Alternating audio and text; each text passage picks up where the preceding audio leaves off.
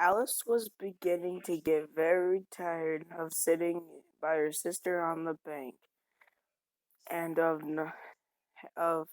having nothing to do. Once or twice she had peeped into the book her sister was reading, and wait, but it had no pictures or conversations in it. And what it is the use of the book? Thought, thought, thought Alice. Without pictures or conversation. So she was considering it and putting her own mind as well as she could, for the hot day made her very sleepy and stupid. Whether the pleasure of making a daisy chain would be worth the trouble, or getting up and picking the daisies. And suddenly a white rabbit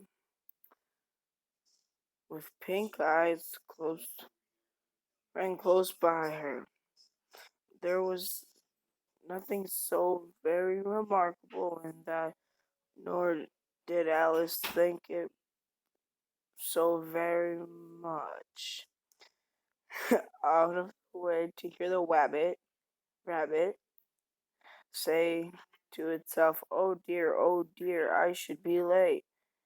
When she thought it over afterwards, it occurred to her that she ought to have wondered at this, but at the time it all seemed quite natural.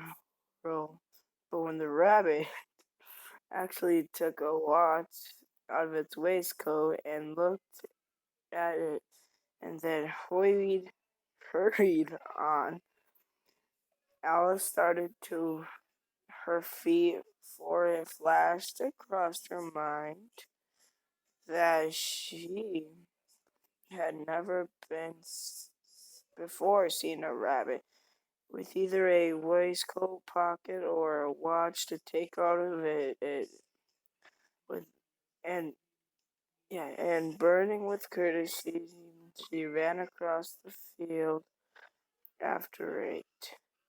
Fortunately, was just in time to see it pop down a large rabbit hole under the hedge. In another moment, down went Alice after it, never once considering how in the world she would get out again. The rabbit hole went straight in on like a tunnel for some way, and dipped suddenly down so suddenly that Alice had not a moment to think about stopping herself before she found herself falling down a very deep well.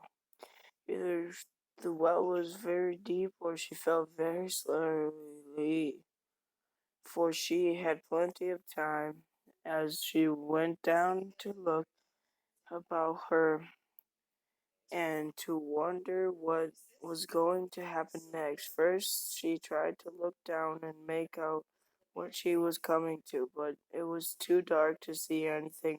Then she looked at the sides of the well and noticed they were filled with cupboards and bookshelves, and then there she saw maps and pictures hung upon pegs. She took down a jar from one of the shelves, and as she passed, it was labeled orange marmalade.